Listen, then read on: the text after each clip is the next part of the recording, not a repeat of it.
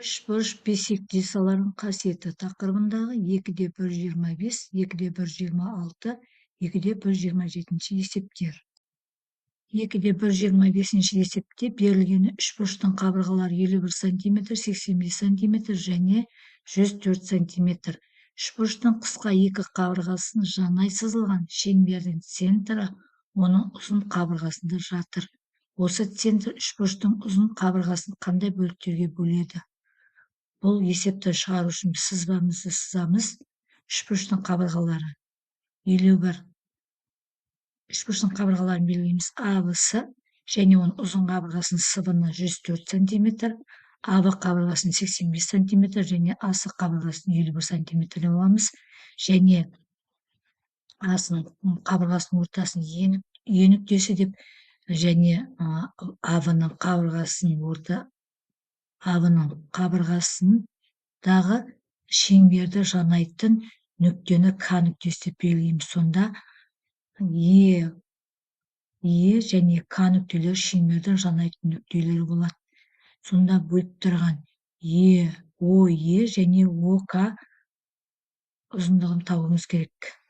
Жанасқанда перпендикуляр болып тұрады. Бұл ОЕ мен ОК перпендикуляр болып тұр. Сонда АЕ мен АК жанама кесінділері бұл жердегі тең екен. Үшбұрыш АЕО және бұрыш АКО бұл жерде АЕ мен АК өзара тең, катет бойынша тең екен. АО ортақ бізде. ЕО және ОК өзара тең. АО бізде бисектриса болып табылады. Олай болса, үшбұрыш бисектриссаларының қасиеті бойынша біз жазып аламыз мынадай пропорционалдылықты. Осының АС-ға қатынас тең ОВ-ның АВ-ға қатынасына. Осы деген бізде белгісіз X, ОВ деп отқанымыз 104-тен азайтамыз X-ті. Осы бойынша берілген қабырғалардың орнына қоятын болсақ, осының орнына X, АСының орнына 51, ОВ-ның орнына 104 минус X, АВ-ның орнына 85. Осы пропорцияның негізгі қасиеті бойынша 85X-қа өтем және 51-ді 104 минус X-қа көбейтем. 85X-тен шақшаны ашатын болсам, 51-ді 104-ке көбейтетін болсам, 5304 минус 51X. Минус 51X-ті оң жақтағы сол жаққа көшіргенде плюс 51X болады. Сонда 85X қосып 51X тең 5304. 85 пен 51-дің қосындысы 136X береді, тең 5304-те X белгісізді табу үшін 5304-ті бөлеміз 136-ға. Сонда X белгісіз тең болды 39-ға. Бұл X деп белгілеп алғаным менің осы тұғын, осы тең 39 сантиметрге, ал ОВ деп отқанмын 104-тен 39 алып тастасам 65 сантиметр шығады. Олай болса, біздің іздеп отқан осы және ОВ кесінділеріміз табылды. 2/126 есепте берілген АВ тең 15 метр, АС тең 21 метр және ВС 24 метр. Кесінділер шеңбердің хордалары. Д нүктесі СВ хордасын қақ бөледі. АД түзеуі ВС хордасын қандай бөліктерге бөледі? Есептің шарты бойынша сызбаны сызып аламыз. Шеңбер және АВ, АС,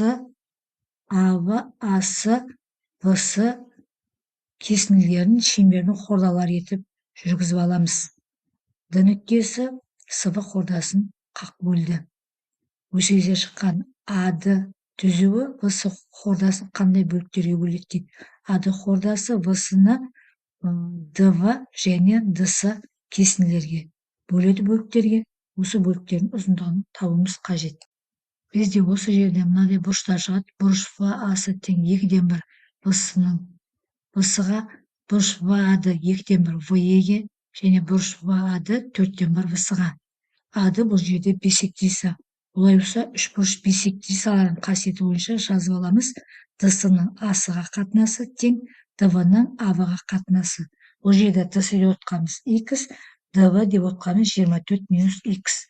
Апарып орындарына қоямыз. Сонда X бөлінген 21 тең 24 минус X бөлінген 15. пропорцияның негізгі қасиеті бойынша 15-ті x-қа көбейтеміз және 21-ді 24 минус x-қа көбейтеміз. Сонда 15x-тен 21-ді 24-ке көбейтсем 504 минус 21x. Оң жақтағы минус 21x-ті сол жаққа көшіргенде плюске айналады. 15x қосу 21x тең 504-ке. 2x-тің қосындысы 36x береді. 15 пен 21-дің қосындысы тең 504-ке. X белгісі табу үшін 504-ті 36-ға бөлеміз. X тең 14-ке. Олай болса X деп белгілеп алғанымыз біз ДС тұғын. ДС тең 14 сантиметрге, ал ДВ тең 24-тен 14 таптасам 10 сантиметрге тең екен. 2-127 есеп радиустары әртүрлі шеңберлерге ортақ жанамалар жүргізіңдер. Бірінші жағдайда шеңберлер қиылыспайды.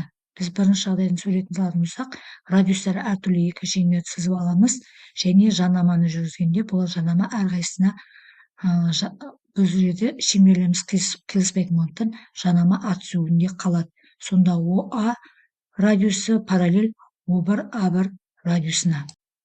Есептің екінші жағдайында шеңберлер сырттай жанасады дейді. Бұл жағдайда біз радиустары әртүрлі екі шеңберді сызып аламыз және олар жанасады. Жанасу нүктесі А.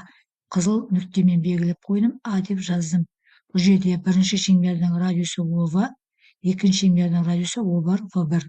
Бұл радиустар өзара бір-біріне параллель. Үшінші жағдайда бізде шеңберлер екі нүктеде қиылысады дейді.